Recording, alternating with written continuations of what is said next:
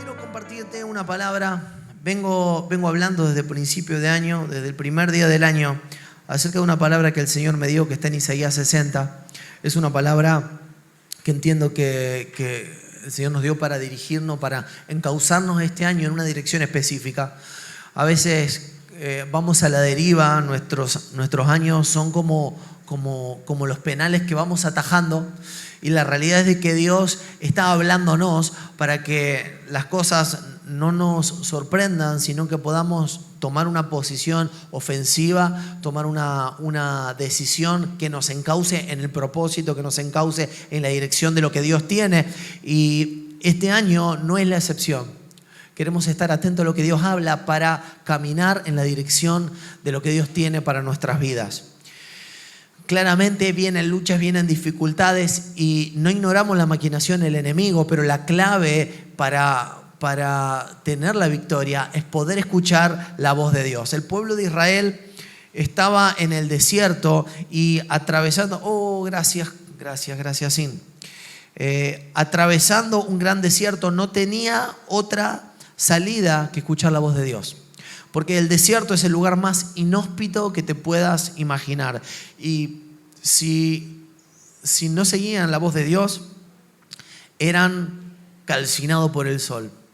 Pero Dios dice la Biblia que en Éxodo Dios era como una gran nube alrededor del pueblo, sobre casi 2 millones de personas. La nube les tapaba el sol durante el día. Y dice que durante la noche la nube se convertía en una columna de fuego que calentaba el campamento. Y Israel por 40 años aprendió a vivir en dependencia absoluta de Dios. Porque si la nube se movía en una dirección específica y ellos no se movían, el sol los calcinaba. Y si la columna de fuego se movía, vos decís, ay, pero Señor, estoy durmiendo. Bueno, pero la columna de fuego se estaba moviendo. Y cuando la columna de fuego se estaba moviendo, si ellos no se movían, se congelaban de noche. Yo siento que Dios a veces permite que cada vez que nos corremos un poquito de abajo de la nube, sintamos el calor. Y que Dios permite a veces que cuando nos corremos un poquito de la columna de fuego sintamos el frío. ¿Para qué? Para que aprendamos a caminar en absoluta dependencia. Necesitamos caminar en dependencia completa y absoluta. Cada día decirle, Espíritu Santo, ¿en qué dirección te estás moviendo? Espíritu Santo, ¿qué quieres hacer? Espíritu Santo, ¿qué quieres hacer en mi matrimonio? Espíritu Santo, ¿qué quieres hacer en mi familia? Espíritu Santo, ¿qué quieres hacer en mi trabajo? Espíritu Santo, ¿cuál es tu voluntad? ¿Cuál es el propósito al cual vos querés llevarme? Y entonces ya no tiene que ver con mis propios sueños, mis propios pensamientos, sino con poder seguir a Dios con completa dependencia. Ahí encontraremos la plenitud de la vida, caminando justamente en el centro de la voluntad de Dios. Este año Dios nos dio una palabra para vivir así. Y resumiendo un poco los mensajes anteriores, yo quería desafiar a la iglesia en este tiempo a dejar que su luz brille, a levantarse en el nombre de Jesús por sobre la oscuridad y sobre las tinieblas, por sobre la oscuridad moral y espiritual que afecta nuestra sociedad. Yo quería invitar a la iglesia a exponernos a la luz del Señor para que el poder transformador de Cristo, Él es la luz a la cual nos exponemos para ser desafiados y transformados en nuestro entendimiento, en nuestro comportamiento, y Él está queriendo llevar a la iglesia a un despertar espiritual, a sacarnos de un letargo espiritual, porque el deseo de Dios es que Él pueda habitar entre nosotros, que Él pueda reposar entre nosotros. Podemos ser un templo espiritual en el cual Él pueda reposar. Y hoy quiero continuar desde acá. Si te parece, vamos a leer juntos también. Seguimos con Isaías 60, así que si tenés tu Biblia o tu celular, podés abrir Isaías 60.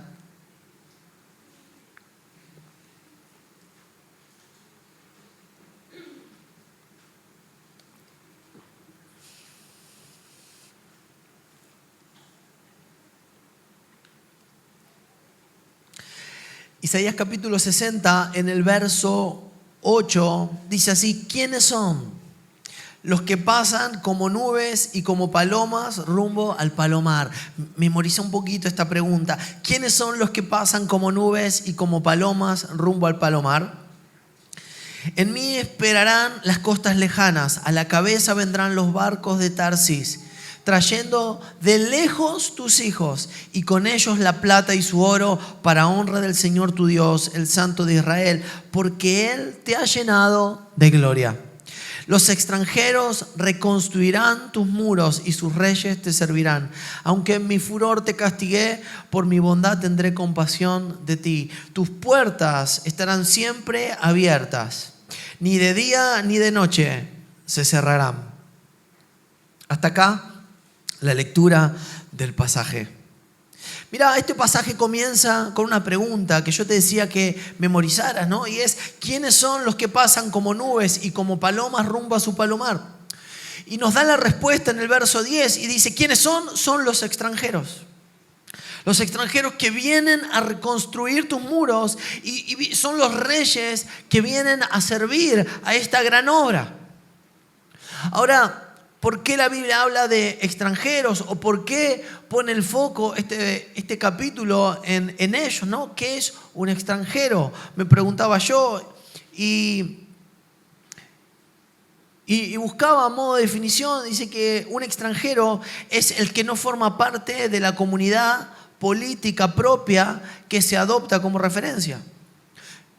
La definición dice que en todos los estados existe una regulación aplicable a la presencia, entrada y salida de los extranjeros en su territorio nacional. Tal regulación recibe el nombre de derecho de extranjería.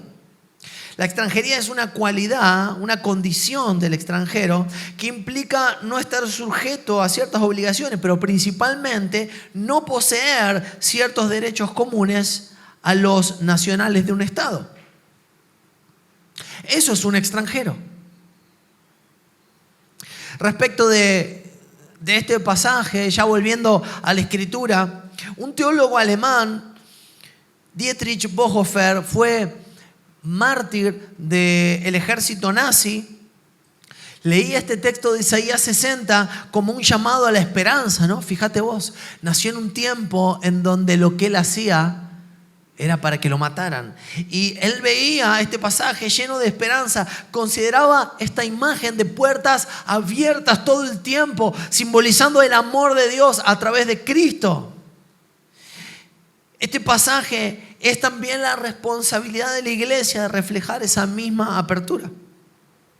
Agustín veía este pasaje como el símbolo de la inclusión de los gentiles en la comunidad de fe, comparando a las riquezas de las naciones con las almas de los convertidos que traen su adoración y sus dones espirituales a Dios.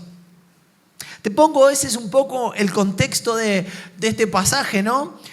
¿Por qué? Porque hoy quiero hablar sobre cómo Dios mira a la iglesia y sobre cómo Dios hizo a la iglesia un lugar que debe ser de puertas abiertas siempre para recibir a aquellos que son extranjeros del cielo, que no son ciudadanos del reino de Dios. Dios quiere una iglesia que pueda recibir a todos los que nunca se sintieron parte de la iglesia. Dios está queriendo levantar una iglesia llena de extranjeros, de huérfanos. Quiere levantar un santuario espiritual para aquellos que hasta hoy fueron presos del pecado. Hoy quiero compartirte este pasaje para que vos y yo entendamos cuál es nuestra misión, pero también para que vos y yo entendamos cuáles son los derechos adquiridos por medio de Cristo Jesús y por medio de que Él nos hizo parte de una ciudadanía celestial. ¿Por qué la Biblia habla tanto del concepto de esta extranjería? Bueno, yo digo que primeramente porque nosotros mismos en un tiempo éramos extranjeros, alejados de la ciudadanía del cielo. Efesios capítulo 2, verso 12 dice: recuerden que en ese tiempo ustedes estaban separados de Cristo, excluidos de la ciudadanía de Israel, extraños a los pactos de la promesa, sin esperanza y sin Dios en el mundo. Así estábamos nosotros. Levítico capítulo 19 dice: cuando algún extranjero se establezca en el país de ustedes, no lo traten mal, al contrario, trátenlo como si fuera uno de ustedes, ámenlo como a ustedes mismos, porque también ustedes fueron extranjeros en Egipto. A veces entramos a la iglesia y Dios empieza a transformar algunas cositas, y cuando transforma algunas cositas automáticamente empezamos a ver con ojos de juicio al que viene roto a la iglesia. Aún el que estaba antes que nosotros, pero que todavía está pasando por sus procesos, lo empezamos a ver como jueces. Nos olvidamos de que nosotros mismos fuimos extranjeros, alejados de las promesas de Dios, alejados de la ciudadanía de Israel. Pero yo siento que el Señor está hablando acerca de ser una iglesia con puertas abiertas 24/7 para recibir a todos aquellos que se encuentran lejos de Dios. Y a lo mejor vos hoy llegaste acá sintiéndote lejos de Dios. Pero quiero decirte que entraste a un lugar donde las puertas están abiertas para que vos vuelvas a tener comunión con tu Padre. Marcos capítulo 2 habla de lo políticamente incorrecto que era Jesús, porque dice que toda la gente lo seguía y en un momento vio un recaudador de impuestos, un paria de la sociedad de aquel momento, un traidor a la patria, ¿no? Alguien que había sido un judío que había sido reclutado por los romanos para cobrarle impuestos a su mismo pueblo, a los judíos, por lo cual los judíos odiaban a los cobradores de impuestos. Y dice que Jesús ve a un judío cobrando impuestos llamado Leví y le dice: ven, sígueme. Y dice que Leví se levantó y lo siguió, y mientras Jesús estaba a la mesa en la casa de Leví, lo cual ya era otro pecado peor para los fariseos, porque los judíos decían: ¿cómo se junta a comer con este traidor? Con este pecador. Y Jesús estaba en la mesa en la casa de Leví, y encima muchos recaudadores de impuestos y pecadores se acercaron a la misma mesa. O sea que fue a la casa de un recaudador de impuestos, y imagínate con qué se llenó la casa. Con más recaudadores de impuestos. O sea que era el pecado a la enésima potencia. Era como la aberración total. Los judíos decían: no sé, ¿viste? Es como meterte dentro de una pecera llena de víboras, no sé. Y entonces dice que cuando los maestros de la ley, los fariseos, vieron con quién comía, le preguntaron a los discípulos, porque se ve que a él no se animaban, ¿viste? Se ve que Jesús era picante. Y le preguntaron a los discípulos: ¿por qué su maestro está comiendo con recaudadores de impuestos y con pecadores? Y al oír esto, Jesús dijo: no son los sanos los que necesitan médico, sino los enfermos. Y yo no he venido para llamar a los justos, he venido a llamar a los pecadores al arrepentimiento. Dios tiene en mente una iglesia cuyas puertas están abiertas 24 horas al día. ¿Para qué? Para que los extranjeros entren, para que los pecadores entren, para que los que no conocen de Dios entren, para que los que nunca se imaginaron que entrarían en una iglesia entren. Ahí levanta Iván, dice: yo caí como un chorlito. Yo entiendo de qué se trata. Mira, en mi familia, mis viejos odiaban la iglesia. No sabían ni por qué, pero por las dudas odiaban la iglesia. ¿No te pasó? Claro. No sabían, nunca habían entrado a una iglesia, pero por las dudas lo odiaban. Son todos chantas, son todos hipócritas.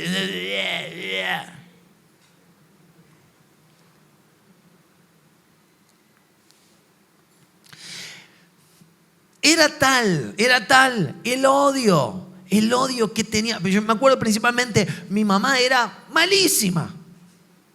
La patria, así como la veo hoy, era malísima. Un odio le tenía a la iglesia. Odiaba a la iglesia. Y decía que son todos chantas, que te roban la plata, que seguro que esto, que aquello, que lo otro. Tenían todas las teorías conspirativas habida y por haber. Y no fue sino en un momento de tremendo dolor causado por una tremenda enfermedad que tuvieron que ir a buscar a Dios contra su propia voluntad. ¿Para qué? Para que cuando llegaran a la presencia de Dios, Dios los tocara, ellos pudieran conocer al Señor. Y desde ese día la historia de mi familia cambió. Dios cambió nuestro destino, Dios cambió nuestro propósito y nos permitió conocer su voluntad. Desde ese día fuimos restaurados, nuestra historia cambió, fuimos puestos, arrancados de un reino de tiniebla y llevados a un reino del amado Hijo Jesús, y sacado de la ciudadanía del mundo y puesto en la ciudadanía del cielo. Así Dios quiere hacer con tu vida, con mi vida, y quiere que nosotros seamos facilitadores de que eso ocurra en la vida de los demás, siendo una iglesia de puertas abiertas. Por eso la Biblia nos invita a recordar que fuimos nosotros extranjeros, para que no nos escandalicemos cuando vemos al que odia la iglesia, al que dice nunca voy a ir. Porque dice, recordad que vos y yo un día fuimos extranjeros, alejados de la ciudadanía de Israel, alienados de la cultura del reino, en contra de Dios, enemistados con Dios. Así estábamos rotos, muertos en delito y pecado. Pero Dios nos amó, pero Dios nos llamó. Como hoy te está llamando, como hoy te está amando, como hoy está abriendo una ventana de oportunidad para salvación en tu vida. ¿Por qué? Porque la Biblia enseña que cuando estamos en Cristo, nueva criatura somos. Y todo lo viejo pasó y Dios empieza a hacer todas las cosas nuevas. Dios quiere hacer en tu vida todas las cosas nuevas, nuevas, nuevas. Desde que estamos en Cristo fuimos hechos ciudadanos del cielo, conciudadanos de los santos, coherederos de las promesas y de los pactos por medio de Cristo Jesús. ¡Wow! Hebreo dice, por la fe Abraham obedeció la orden de Dios de ir a una tierra que habría de recibir como herencia y salió sin saber siquiera dónde quedaba ese lugar. Tal vez hoy llegaste a este lugar sin saber lo que Dios tiene para vos, pero quiero decirte que estás en el mejor lugar. Porque aunque vos no sepas, podés estar en paz, que Dios sí sabe y las bendiciones te alcanzarán, porque si lo tenés a Jesús, lo tenés todo. Lo tenés todo. Dice, por la fe Abraham vivió como inmigrante en la tierra prometida. Abraham obedeció. Mira lo que dice, obedeció porque quería ir a la ciudad que tiene bases eternas, una ciudad planeada y construida por Dios.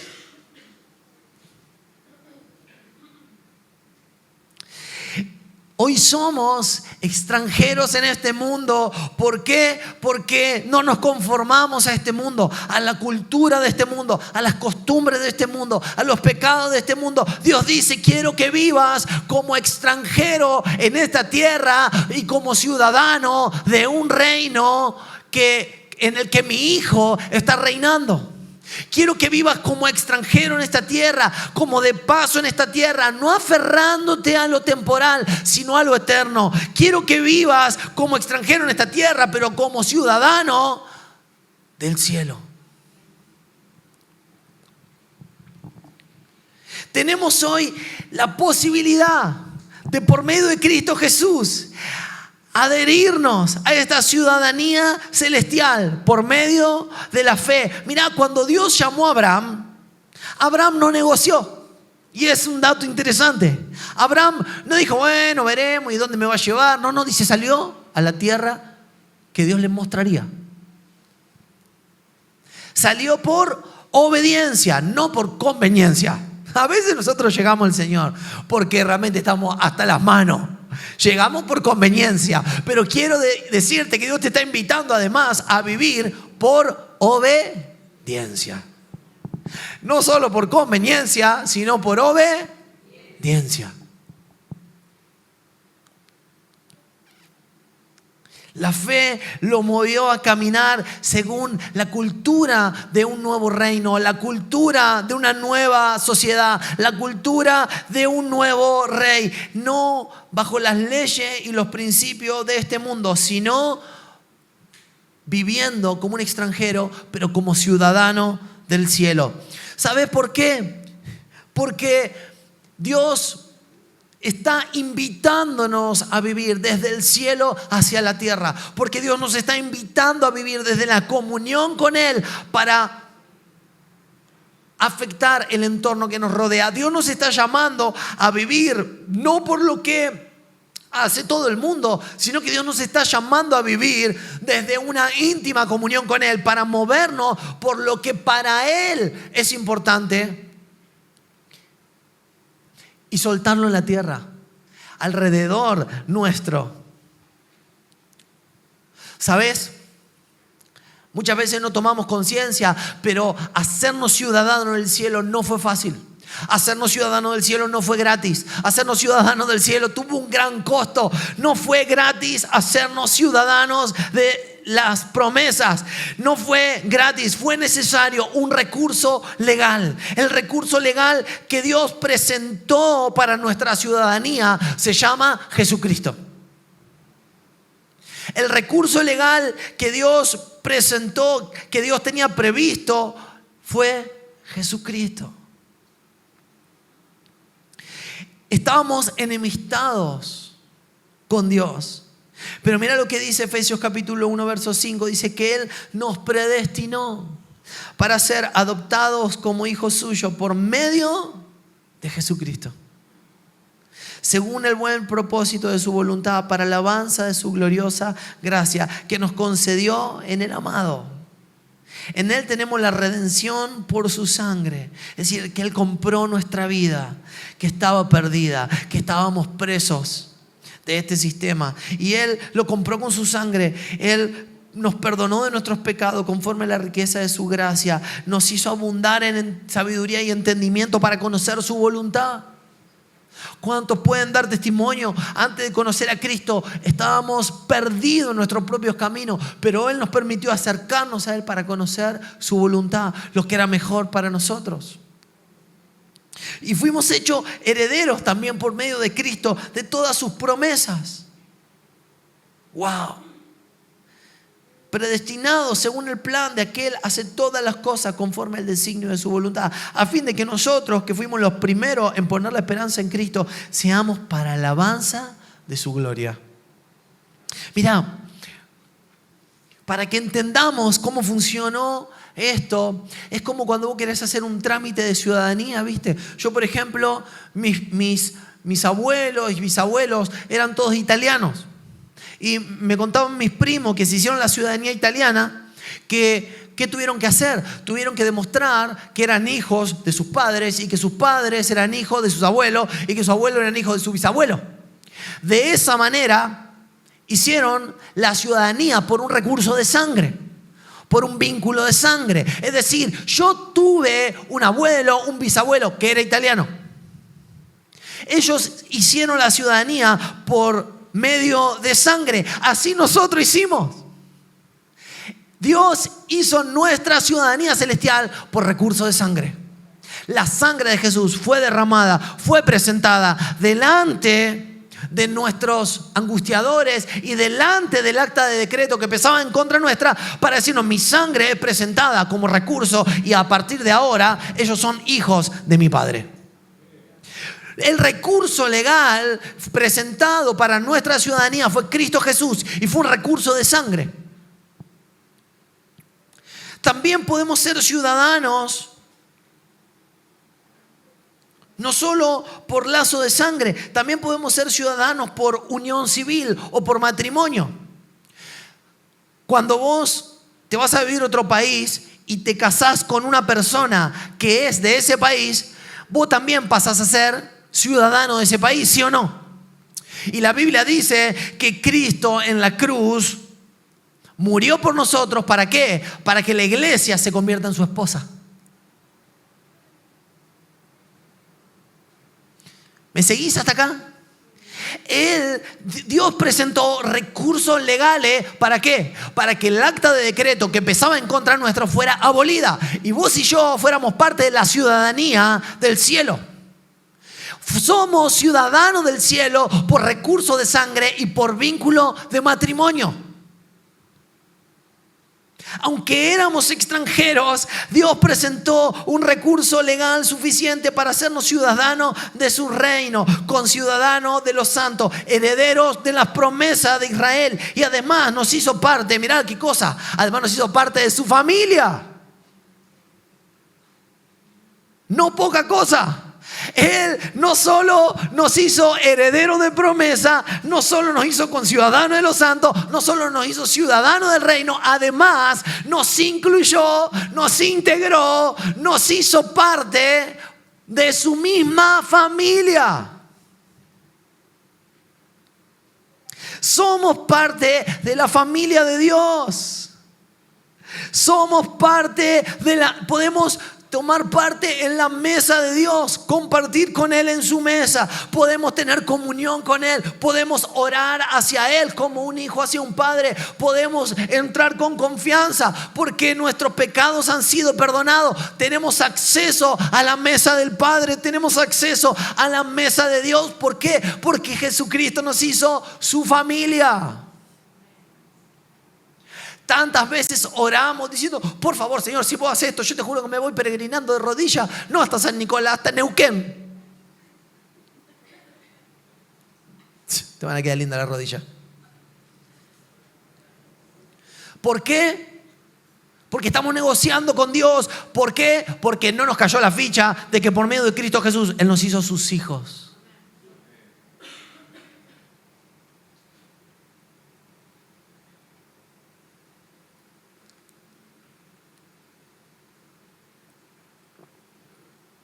Nos hizo sus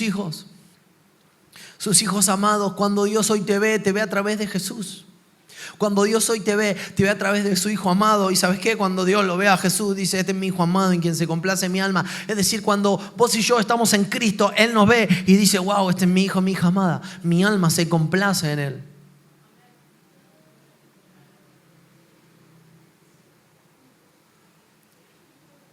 Yo quiero explicarte y que vos y yo podamos entender que fue presentado un recurso legal suficiente para que vos y yo seamos conciudadanos de los santos, ciudadanos del reino de los cielos. Pero te quiero decir una gran noticia: fue presentado un recurso legal para que vos y yo seamos parte de la familia de Dios.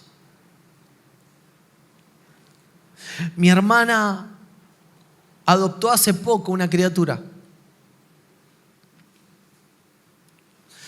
Y cuando adoptó esa criatura, abogados y jueces y niñez armaron una gran carpeta con un montón de información para que mi hermana le pusiera su apellido a la criatura.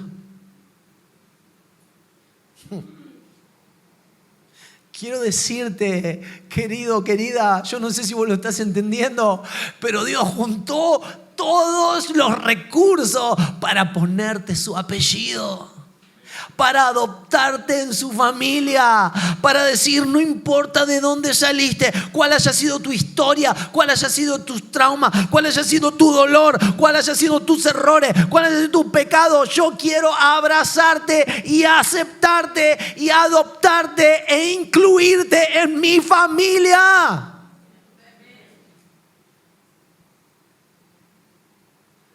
No somos huérfanos, somos hijos.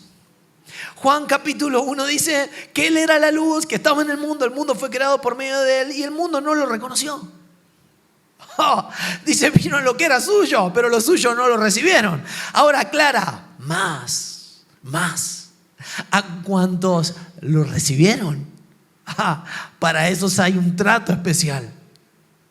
Dice, más a todos los que lo recibieron, a los que creen en su nombre, en el nombre de Jesús, les dio el derecho, les dio la capacidad, les dio la potestad. ¿De qué? De ser hechos hijos de Dios. Ya no extranjeros, ya no huérfanos, ya no desconocidos, ya no enemigos, sino adoptados y hechos hijos de Dios. Él te dignificó, Él te redimió, Él compró tu historia con todos tus errores y Él dijo: vas a ser una nueva creación. Las cosas viejas pasaron, porque ahora yo pongo mi identidad en tu corazón, mi apellido sobre tu vida, mi Espíritu Santo. Él hace una nueva creación. Y aunque había un acta de decreto que pesaba en nuestra contra, acusándonos a nosotros, porque el diablo es el acusador de los hermanos, diciendo: vos no se lo mereces, vos no sos digno, vos te equivocaste demasiado, vos cometiste demasiados errores. Quiero decirte que por la sangre de Jesús, el acta de decreto que pesaba en nuestra contra fue abolida, fue quitada, fue echada fuera. Hoy somos hijos e hijas de Dios. Portamos su apellido. Cuando nos piden el DNI espiritual, ven que de apellido tenemos el apellido de Dios.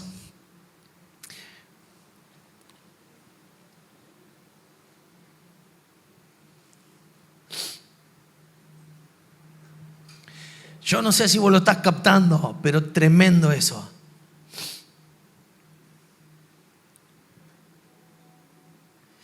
¿Sabes? Ser hijo de Dios no es algo que se pueda ganar. No es por buenas obras. Es un acto de adopción. No es que nosotros vamos hacia el Padre, es que el Padre viene hacia el Hijo. Es que el Padre atrae a sí mismo. Porque ¿cuántos de nosotros transitamos nuestra vida queriendo hacer las cosas bien en nuestras propias intenciones y terminamos rotos, terminamos con la familia destruida, terminamos con el matrimonio, terminamos en nuestros propios caminos? Pero fue la obra redentora, la misericordia de Dios, la que nos adoptó, la que nos restauró, la que nos puso, la que nos puso en una relación correcta con Él. La que nos hizo entender que Dios no era una parte para completar nuestra vida, para callar nuestra conciencia. La que nos puso en una relación correcta, entendiendo que Él es nuestro Padre, que Él es todo lo que necesitamos, que Él es todo para nosotros, que Él es el único y sabio Dios, que Él es el único que puede guiar nuestra vida en la dirección correcta, que Él es el dador de propósito, que Él es el que renueva su misericordia cada mañana y nos hace levantar, que si hoy estamos acá es por Él. Nos puso en la relación correcta con Dios.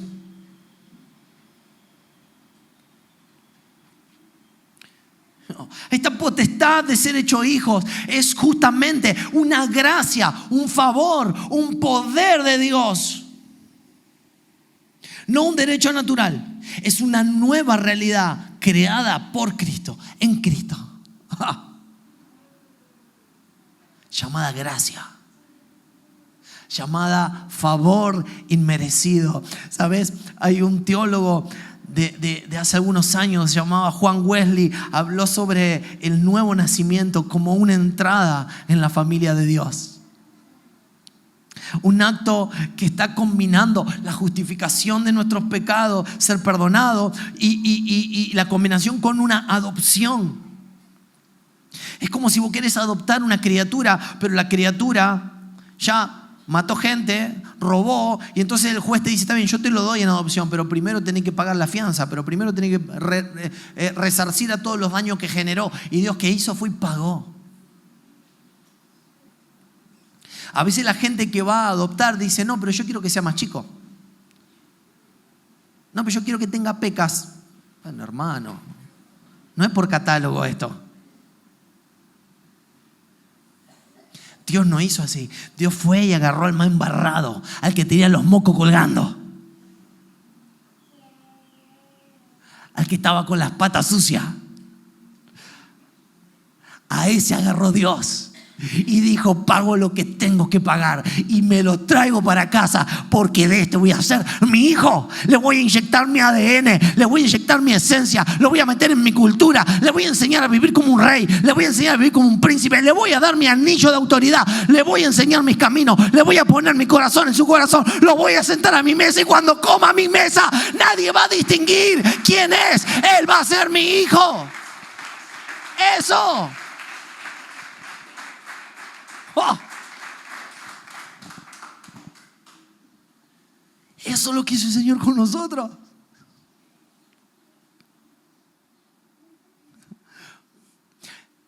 Charles Spurgeon dijo: oh, qué fácil es la oferta de salvación. Qué tremenda, pero qué simple. Porque no dice para algunos, para los calificados. No dice para los estudiosos. Dice a todos los que lo recibieron. Ay, a lo mejor te estás autoexcluyendo. Cuidado con autoexcluirte, porque es una mentira del diablo. No es para algunos. Un día yo hablaba con un ingeniero en sistema y me decía: yo quiero creer, pero me cuesta porque soy muy lógico. Yo no sé con qué te estás excusando, pero quiero decirte que esta oferta, esta invitación es tan tremenda como sencilla. ¿Es para vos? Sí, claro que es para vos. Está abierta para vos. Esta oferta de salvación dice a todos. A todos, a todos, a todos, sin distinción, ni de cultura, ni de posición social, ni de logros, ni de títulos. Únicamente a todos los que lo recibieron. ¿Estás dispuesto a recibir a Jesús hoy en tu corazón? ¿A darle lugar en tu vida? ¿Estás dispuesto? Este pasaje para vos, este pasaje para mí, nos muestra el amor de Dios. Nos muestra que no solo Él nos salva, Él nos adopta, nos hace sus propios hijos, nos da sus bendiciones, sus privilegios. Todo lo que recibimos a Jesús, todos los que recibimos a Jesús, tenemos el enorme privilegio de ser partes de la familia de Dios. Vos y yo hoy tenemos la posibilidad y el privilegio de ser partes de la familia de Dios. ¡Wow! Vos me dirás: Rodrigo, ya sé, pero mirá que no todas las familias son iguales, ¿no? A lo mejor mi historia familiar no me alienta demasiado a meterme en una nueva familia, porque todas las familias tienen sus disfuncionalidades. Podés haber venido de una familia donde el odio, el rechazo, el favoritismo hizo estragos. Pero la familia de Dios es distinta. La familia de Dios es una familia donde el amor se manifiesta mediante la entrega. Primera de Juan capítulo 3 verso 16 dice: en esto conocemos lo que es el amor, porque antes no sabíamos lo que era el amor. En esto aprendimos lo que el amor es. En esto aprendimos qué es el amor. En que Jesucristo entregó su vida por nosotros. Los rotos, los muertos en delito y pecado, los que vivíamos en independencia de Dios, enemistados con Él. En esto hemos visto el amor, en que Jesucristo entregó su vida por nosotros. Y entonces, ahora que hemos conocido lo que es el amor, dice: así también nosotros debemos entregar la vida por nuestro hermano. O sea, Él te ha dado a conocer el amor. ¿Para qué? Para que vos se lo des a conocer a otros. Si alguien posee bienes materiales y ve que su hermano está en necesidad y no tiene compasión de él, ¿cómo puede decir que el amor de Dios habita en él? Queridos hijos, no amemos de palabra ni de labio para afuera, sino con hecho y de verdad. En la familia de Dios aprendemos de Jesús lo que es la entrega. Y entonces a lo mejor vos venís de una familia disfuncional, rota, pero quiero decirte que Dios quiere meterte en su familia, Él quiere meterte en su casa, Él quiere hacerte su hijo. ¿Para qué? Para que conozcas el verdadero amor. Lo que verdaderamente una familia es.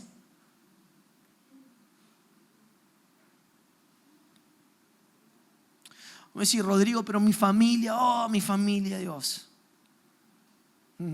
Porque hay algunas familias que viven guardando secretos, cuestiones dolorosas. Muchas veces el silencio se transforma en ese hilo conductor que mantiene a la familia unida, a este sistema unido, ¿no?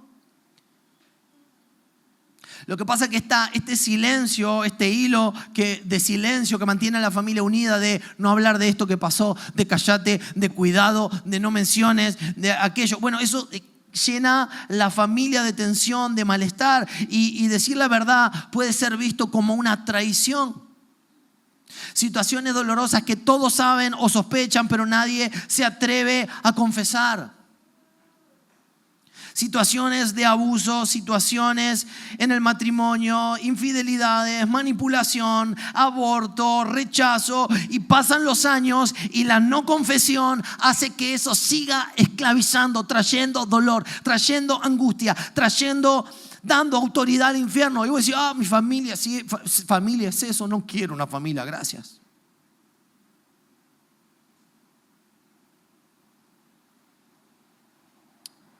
Pero en la familia de Dios, la verdad hace libre. En la familia de Dios, mira lo que dice Efesios capítulo 2, 19. Dice, así pues, ya no soy extraño ni extranjero, sino que soy conciudadano de los santos y soy familia de Dios. Wow, gloria a Dios. Pero mira lo que dice. No edificada sobre cualquier fundamento, no edificado sobre la mentira, no edificado sobre el abuso, no edificado sobre el ocultamiento, no edificado no edificado sobre maldiciones, no edificado sobre una herencia generacional diabólica, no, dice edificado sobre el fundamento de los apóstoles y los profetas. Edificada principalmente sobre Cristo. Él mismo es la piedra angular en quien todo el edificio bien ajustado va creciendo para ser un templo santo en el Señor. Dice edificado sobre el fundamento de los apóstoles y profetas. ¿Qué está queriendo decir? Edificado sobre el fundamento de la palabra. Edificado sobre el fundamento, escucha esto, edificado cuando la Biblia dice que edificado sobre el fundamento de los apóstoles y los profetas, está diciendo edificado sobre el fundamento ¿de qué? De la palabra. Y si querés ir cavando más hondo, edificado sobre Cristo mismo, porque Él es la palabra de Dios. Él es el verbo encarnado, Él es el mensaje de Dios. Cuando dice que es una piedra angular, es una piedra que era en forma de L, que se ponía abajo de todo. ¿Por qué? Porque funcionaba como cuando vos pones pilotes y después unís los pilotes por medio de una viga de hormigón. Es decir, la piedra en L unía las dos paredes. Si vos edificás una pared así y edificás una pared así, pero no las unís, viene un viento y se te caen las paredes. Entonces la clave es que las puntas estén unidas. Por eso la piedra angular era como una N que se cavaba y se plantaba abajo. ¿Para qué? Para que las paredes no solo que se sostengan y no se caigan para abajo, sino que no se caigan para los costados. Él es la piedra angular. Y dice que había una promesa para los gentiles, promesa para Israel, pero Él fue la piedra angular que hace que ahora las dos paredes estén unidas. En esta familia no se edifica sobre la mentira, sobre el abuso, sobre el dolor, sobre la crítica, no, en esta familia se edifica sobre el fundamento de los apóstoles y profetas. Sobre Cristo mismo. Estamos edificando una familia sobre el fundamento de la palabra. Estamos edificando una familia sobre el fundamento que es Cristo. Estamos edificando una familia sobre la verdad. El mensaje de Dios, Cristo Jesús, el que estaba antes de la fundación del mundo. Él es la verdad. Su mensaje, sus palabras, sus obras, su vida, su manera de responder, todo son el mensaje de Dios. Cristo es el mensaje de Dios. Y estamos edificando una familia sobre la base que es Cristo.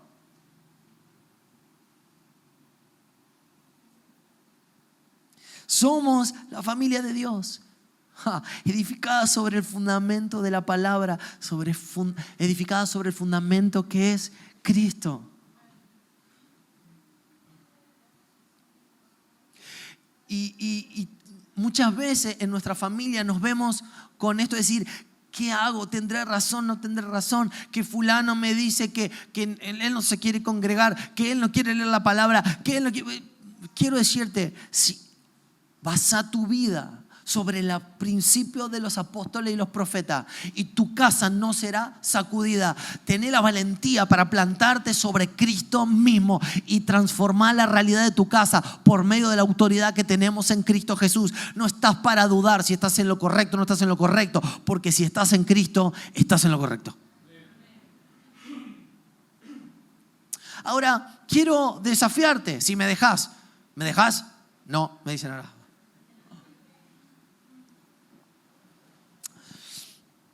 Tengo 20 minutos y lo voy a hacer igual.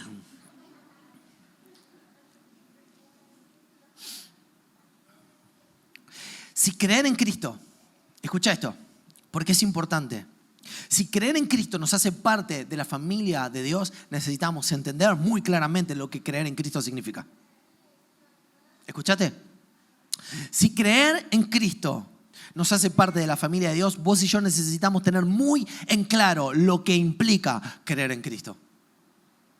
Porque creer en Cristo no es solo creer en la existencia de Dios. La Biblia dice que los demonios, mira esto, los demonios también creen en Dios, pero tiemblan. Por eso creer en Cristo no es solo creer en la existencia de Dios. Creer y aceptar a Cristo es un llamado a un discipulado radical. Recibir a Cristo es creer en su nombre. Es un acto interno de fe, pero también es un compromiso visible, activo, que transforma todo en mi vida. Es vivir siendo y comportándome como un hijo de Dios. Asumir la responsabilidad de vivir como un hijo de Dios. Asumir el compromiso de vivir como Cristo Jesús vivió. Y no dejar de lado nada. No dejar de lado la obediencia, no dejar de lado la consagración, no dejar de lado el poder, no dejar de lado las señales, no dejar de lado nada. Vivir como Cristo es aceptar a Cristo. Creer en Cristo es creer y practicar sus palabras. Juan capítulo 6 dice, pues si vieres al Hijo del Hombre ascender donde antes él estaba. ¿Qué si lo viera? Dice, el espíritu es el que da vida. La carne para nada aprovecha. Las palabras que yo he hablado son espíritu y vida.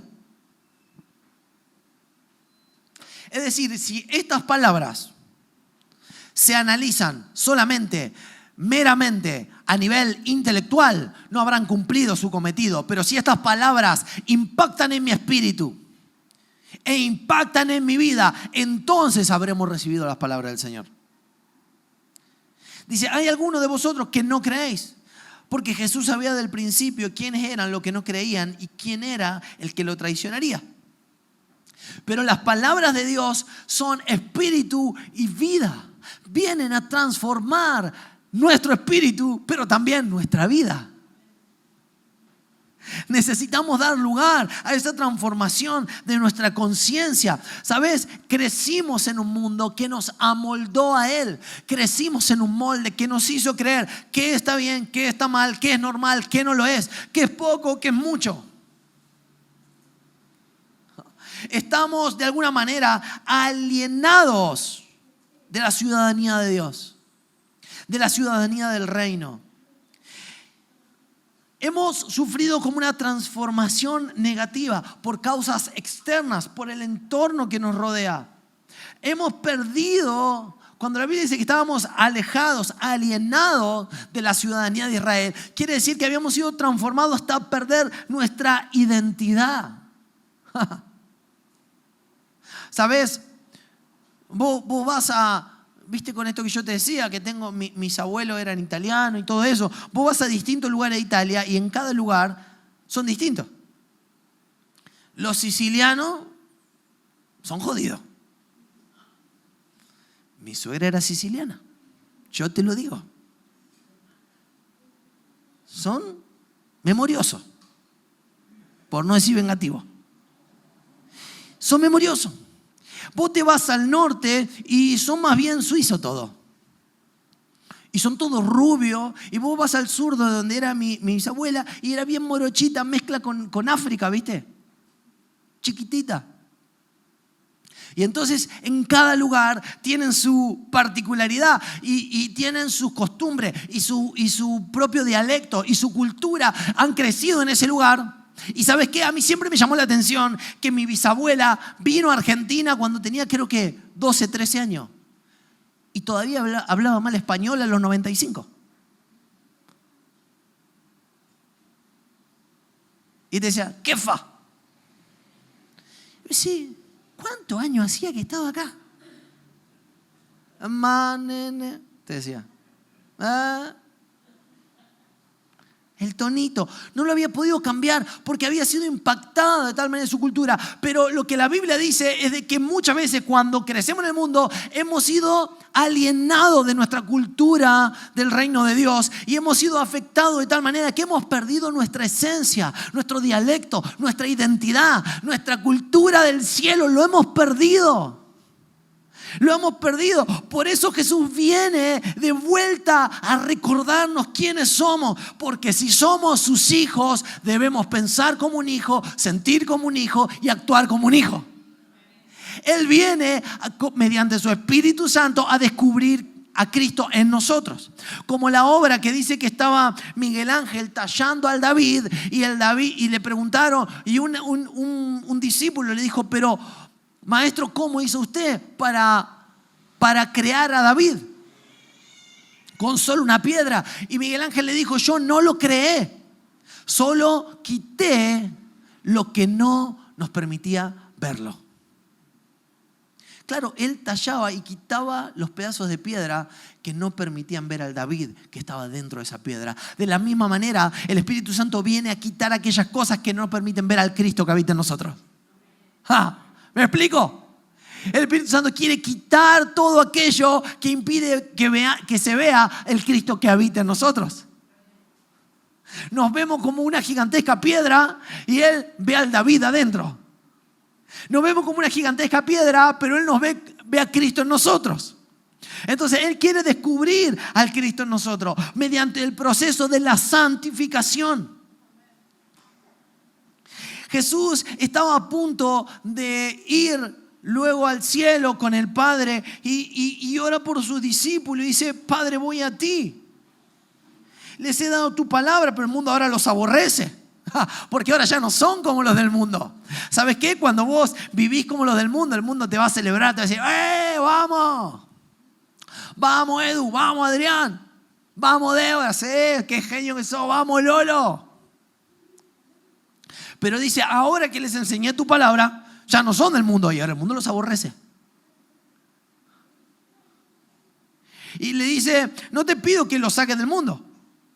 Pero como no son del mundo, como yo tampoco soy del mundo, dice Jesús, santifícalos en tu verdad. Tu palabra es la verdad. Aunque estamos en el mundo, necesitamos liberarnos de todo lo que el mundo nos pegó. El Señor quiere santificarnos mediante la verdad. Y quiero ya ir terminando con esto. Pero tengo 12 minutos todavía. Y lo voy a usar. Y lo voy a usar como quiera. Es parte de nuestro acuerdo implícito. Caro, si querés ir pasando.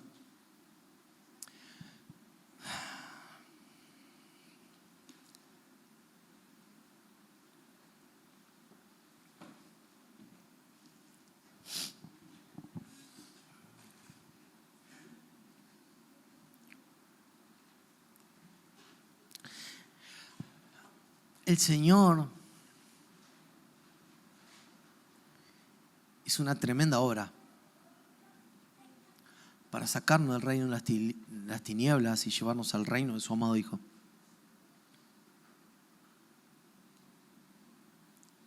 Y nos está transformando, formando a Cristo en nosotros. Y Él está usando todo lo que esté a disposición para que Cristo sea formado en nosotros. A veces nosotros medimos el éxito basándonos en que nos compremos el auto, nos compremos la lancha, nos compremos la casa. No sé. Cada uno medirá el éxito como lo quiera medir. Pero para el Padre, el éxito en la vida está que Cristo se ha formado en nosotros. ¿Escuchaste eso? El éxito, el concepto de éxito para el Padre es que Cristo se ha formado en nosotros.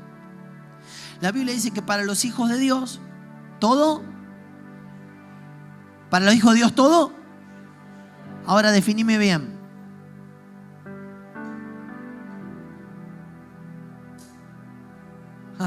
Para los hijos de Dios, toda ayuda. Claro, si para vos el bien es cambiarte el auto, vos decís, bueno, para los hijos de Dios, todo me va a ayudar a cambiar el auto. Si para vos el éxito es empilcharte de Tommy, ¿vos te pensás que la Biblia está diciendo eso? Que para los hijos de Dios todo ayuda a empilcharse de Tommy.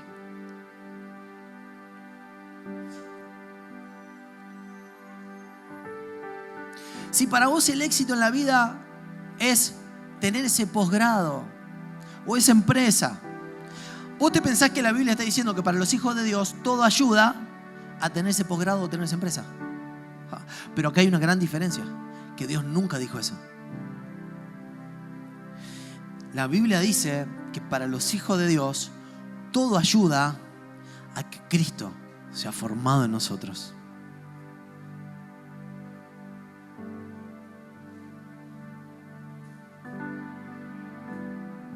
Por eso, tantas veces pasamos por dificultades en la vida y no entendemos que Dios está dispensando de su buena voluntad para que todo lo que ocurre en nuestra vida nos haga más como Cristo.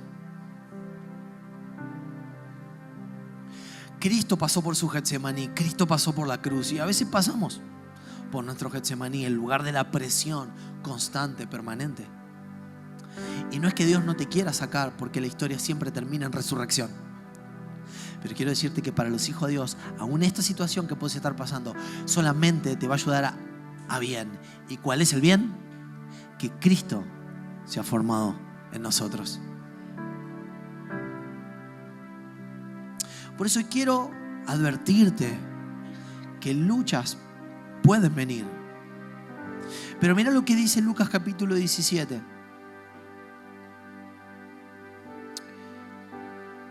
Dice: tal como ocurrió en los días de Noé, así también en los días del Hijo del Hombre. Dice, porque comían, bebían, se casaban y se daban en casamiento hasta que el día en que Noé entró al arca y vino el diluvio y los destruyó a todos. Escucha esto, prestame atención porque es importante. Quiero terminar con esto y no te vayas sin esto.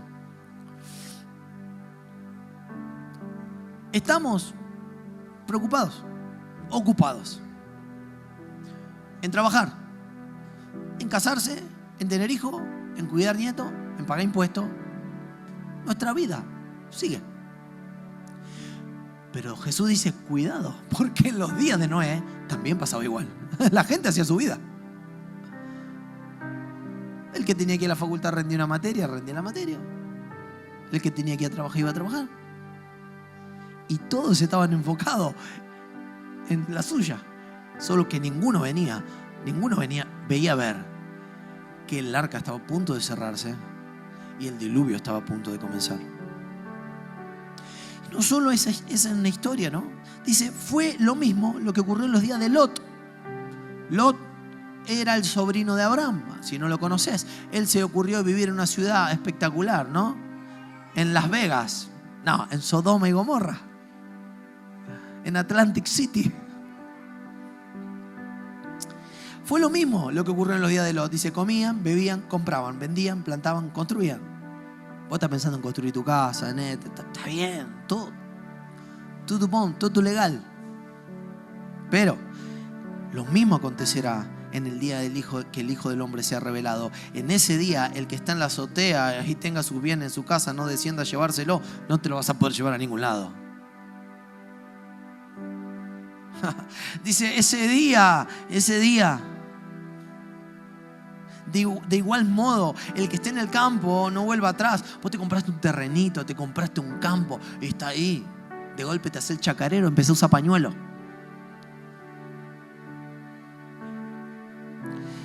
Dice, el que esté en el campo no vuelva atrás. Y mira lo que dice acá. Acuérdense de la mujer de Lot. Acuérdense de la mujer de Lot. Mira, la Biblia tiene un montón de mujeres relevantes. Montón. ¡Oh!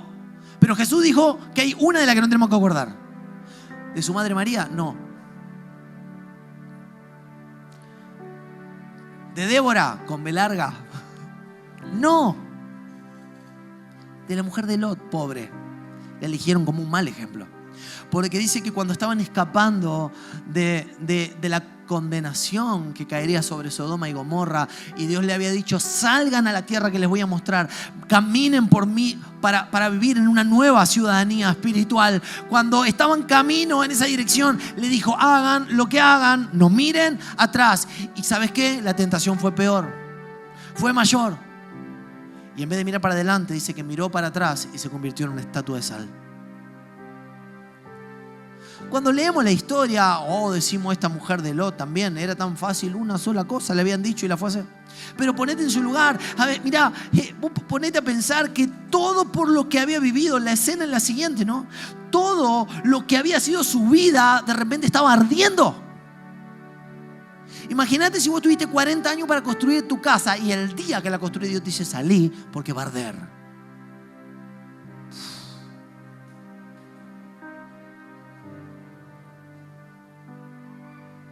Imagínate si tuviste 20 años para tener ese título y Dios te dice: salí porque te voy a llamar a las naciones y te voy a usar para el ministerio, y ese título lo vas a guardar bien en el cajoncito, papi. Todo lo que estaba en su pasado estaba ardiendo, había quedado atrás. Dios tenía preparado un futuro glorioso para ellos, una provisión para ellos, una promesa para ellos, pero lo malo conocido lo fue preferible para ella que lo bueno por conocer. Dice: cuidado, acuérdense de la historia de Noé, acuérdense de la historia de Lot y acuérdense de la mujer de Lot, que cuando había sido llamada para vivir por las promesas, decidió mirar para atrás y volverse para atrás. Quiero darte una advertencia. Quiero darte una advertencia. No somos de los que retroceden. Cuando vienen luchas, no somos de los que retroceden.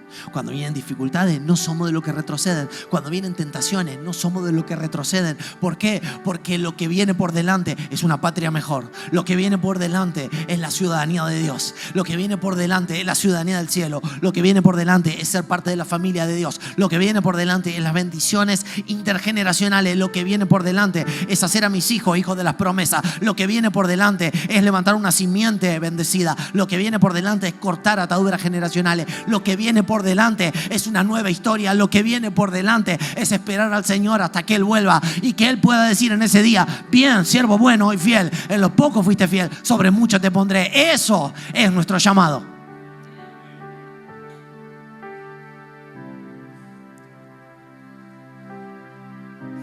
Abraham,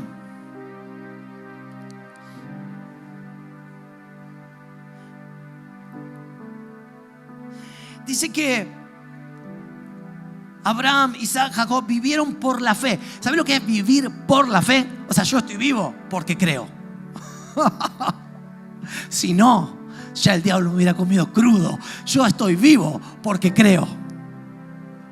Vivieron por la fe y murieron sin haber recibido cosas prometidas. Dios le dijo a Abraham: serás el padre de una multitud de gente, de una muchedumbre de gente. ¿Cuánto dijo tú, Abraham? 1. De la promesa 1. Tuvo alguno que otro por ahí, lo vamos a dejar para otro día. Pero de la promesa 1. Vio el principio de la promesa, no lo vio todo, pero se mantuvo viviendo por la fe. No por vista, sino por fe. ¿Y sabe qué dice? Esta parte me emociona. Es terrible. Dice que vio de lejos la promesa y como sabía que no llegaba, la saludó.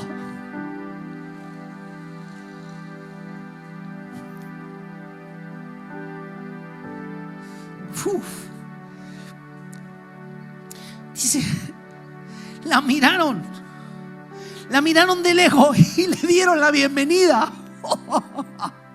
¡Qué fe! Le dieron la bienvenida a la distancia. Ya vas a caer vos, porque tengo una palabra. ¿Será conmigo?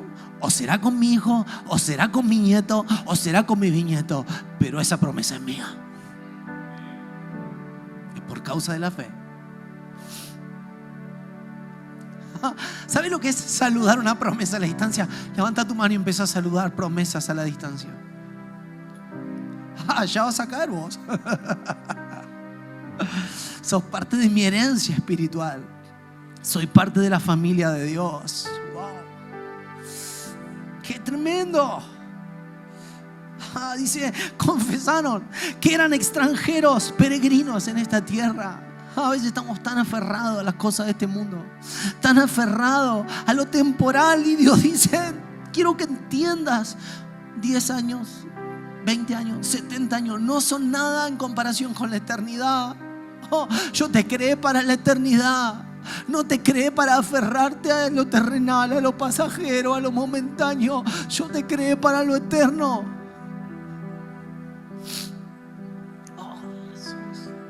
Dice, si confesaron, somos peregrinos, estamos de paso en esta tierra. Dice, al expresarse así, claramente dieron a entender que andaban en busca de una patria. Si hubieran estado pensando en la patria de donde habían emigrado, habrían tenido oportunidad de regresar, pero antes bien anhelaban una patria mejor, es decir, la celestial. Por lo tanto, Dios no se avergonzó de ser llamado su Dios y les preparó una ciudad. Jesús dijo, en la casa de mi Padre muchas moradas hay. Dice que Dios no se avergonzó de ser llamado el Dios de ellos, que cuando llegue el final de tus días, tus hijos digan, el Dios de mi papá fue el Dios de Marcelo, el Dios de Débora, el Dios de Ivana, el Dios de Lautaro, el Dios de él. Dios se hace llamar el Dios de ellos.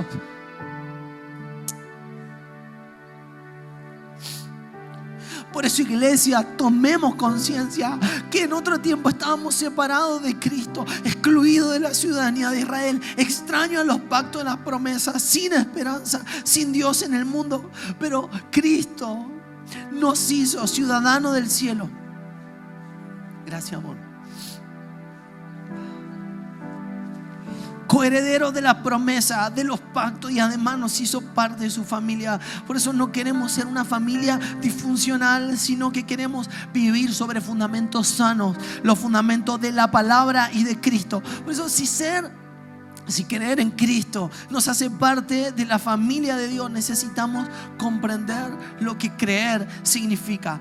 Creer es aceptar a Cristo, vivir en un discipulado radical hasta que Él sea formado en mí. Dios nos ha llamado a ser una iglesia que recuerde de dónde salió. Una iglesia que fue extranjera una vez, pero hoy tiene puertas 24/7 abiertas para todos aquellos que lo buscan, que lo necesitan, que están rotos, que están lastimados, que están en opresión. Hay dones y talentos que esa gente traerá para también construir el reino de Dios, y necesitamos que se destapen, porque no podemos solo. Dios nos ha llamado a caminar con Él sin mirar hacia atrás, a perseverar en la fe, mirando, saludando la promesa, declarando la promesa, dándole la bienvenida a la distancia. Tenemos el privilegio de vivir como ciudadanos del cielo, tenemos el privilegio de vivir como coheredero de la promesa, pero fundamentalmente tenemos el privilegio de ser parte de la familia de Dios. Por eso, iglesia, no vaciles, no le aflojes, no te rindas, seguí avanzando, porque el que llamó, el que empezó la buena obra, la va a terminar en el nombre de Jesús. Te bendigo. Amén.